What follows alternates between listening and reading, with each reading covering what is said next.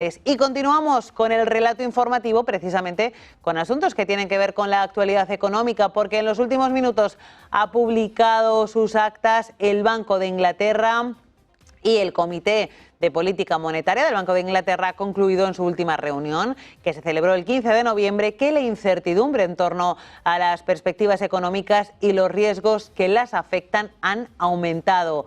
Como el Reino Unido, dicen las actas, es una economía abierta con un gran sector financiero, estos riesgos son particularmente relevantes para la estabilidad financiera del Reino Unido, según ha dicho el Comité de Mercado del Banco de Inglaterra, citando las tensiones geopolíticas, la fragmentación global y las presiones sobre los niveles de deuda soberana como los asuntos más destacados y más importantes para interferir en esa estabilidad. El Banco de Inglaterra concluye que es probable que los prestatarios de hogares y empresas se mantengan resilientes en conjunto, ya que el sistema bancario es capaz de respaldarlos incluso si las condiciones económicas y financieras fueran sustancialmente peores de lo esperado. Dice el banco que realizará pruebas de capital bancario una vez cada 2 años en comparación con el año anterior para evaluar y abordar una gama más amplia de riesgos en un entorno, dicen desde el Banco de Inglaterra, en evolución. Y les contamos también que la inflación de la eurozona ha repuntado ligeramente en noviembre en línea con lo previsto, pero por debajo de los datos puros. Hay matices que pueden acelerar o no la hoja de ruta de la política monetaria del Banco Central Europeo, centrado ya en las bajadas de tipos. En noviembre, el IPC general de la eurozona ha escalado 3 décimas hasta el 2,3% en tasa interanual, como decimos, tal y como se esperaba. Sin embargo, la tasa más preocupante, la subyacente, se queda en este caso en el 2,7%, una décima menos de lo que se esperaba, ya que se auguraba un 2,8%. La inflación de servicios, anclada cerca del 4%, desde hace meses ha caído también una décima hasta el 3,9%.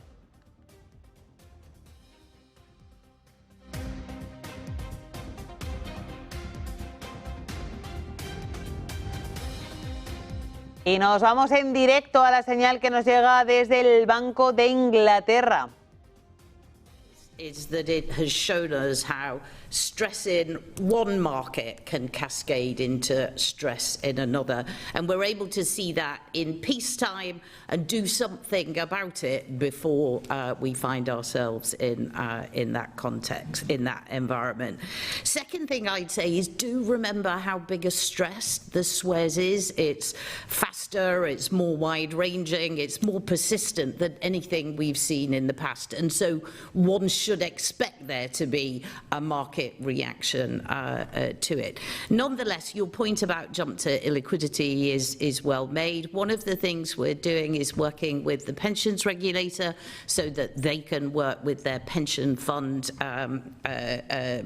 regulatees in order to work out how they are thinking about these issues. And there is some work for us to do to understand how long would such a stress last for. If it's 2 days, that's very different than if it's 2 months. So there is more work for us to do. The great thing is that the Suez has highlighted that in advance, and to Laura's point from before, we will be taking this into the international debates too. I think I'd just add one rather simple point, which is I think we should also, it's also important to have a sense of proportion here. I mean, I would wager that there are probably more long-term investors in the corporate bond market than there are, in some other markets, which is why, for instance, something like the basis trade isn't done in the corporate bond market. So, in some ways, we are revealing some of the basic facts of these markets. But as Sarah says, the point about the Suez is it just lays it out and says, here's the dynamics, if you like, of these markets.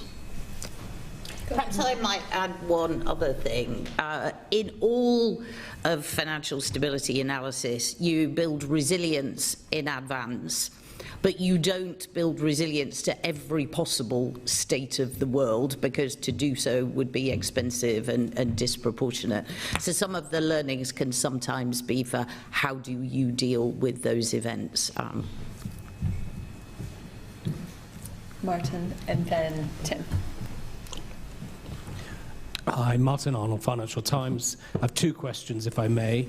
The first is the 10-year borrowing costs of France recently rose above those of Greece, and there are significant concerns about some of the high levels of sovereign debt and high budget deficits out there.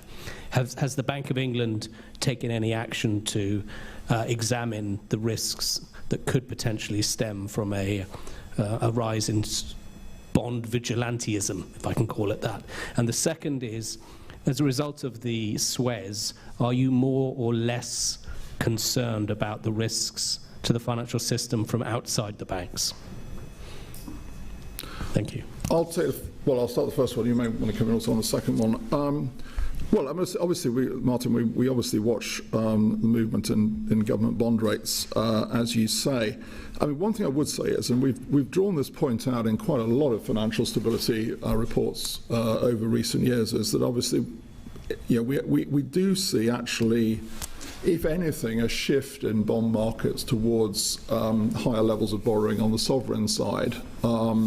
As we point out in this financial stability report, when you look at the UK, actually UK households and corporates are actually not showing the same signs in that respect. So there is, naturally that follows, there is more focus on sovereign debt markets. And of course, as the Suez shows, they are actually very important in terms of broader transmission of financial stability. So for that reason, we do watch it very carefully. Now, we can obviously attest from our own experiences of a couple of years ago that sovereign bond markets can move around very quickly, and you do have to be ready to deal with the consequences of that. What I would just say again is that's why I think having the tools of surveillance, and then, as Sarah was saying, having the tools to respond is so important in this world, and particularly where we're talking about market risk in this sense. And as Sarah rightly said, some of those tools are what I would call standing regulation. But some of the tools are actually central bank intervention tools, because the cost of actually having standing regulation much further out into the tail of the distribution of bad outcomes is very high and gets disproportionate. This is another aspect of this growth versus financial stability debate. It is more efficient to have central bank tools to come in and deal with those events often. The point I would finally make on that, though, is that, and this is what we're doing, and you'll have seen, we're going to introduce our own repo facility, for instance, in this area, that I think it's important that while we are not providing standing facilities to the non-bank world, that's a big distinction between banks and non-banks, formalising so that people understand what's going to happen from our side if and when we do have to intervene in those sorts of stress situations, and therefore laying them out on a more formal basis rather than us going off into a huddle in the middle of the night and coming up with something, as we have done, I think is a very good thing, because it increases the transparency of the market's understanding of where we will be. And on your question about are we more or less worried, we've been talking about the resilience and the importance of market-based finance for a long time. What the Suez has done is give us really clear sight of where there is more work to do. So there was some good news on the resilience of the gilt market, that the actions that we'd taken, that market participants had taken, meant that that market was resilient to the stress. But we also saw how individually rational actions in the gilt repo market could lead to collective stress that meant that the market was less resilient than it could be, and so there's some work there for us to do.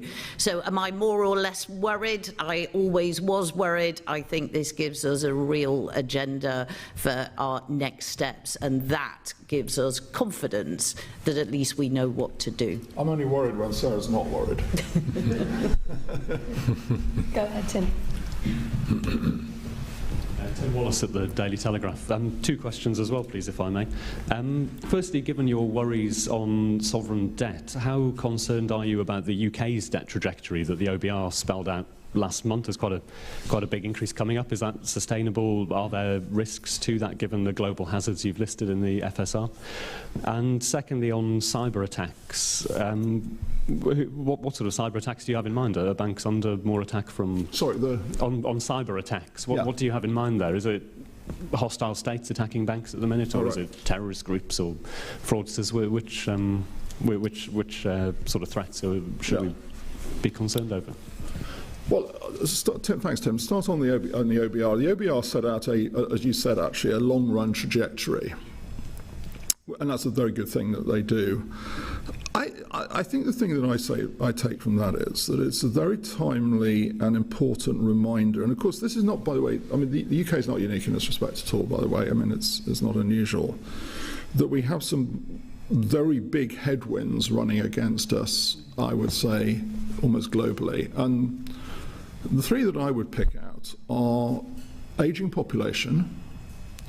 Obviously, the UK is not at all. Pues sigue la comparecencia de Andrew Bailey, el gobernador del Banco de Inglaterra, en un día de actas del Banco de Inglaterra, pero sobre todo de ese informe de estabilidad financiera que habla de la resiliencia de la banca pero sin embargo la necesidad de acometer cambios para hacer más resiliente el mercado de bonos. Ahora comenzamos en Ponte en Acción.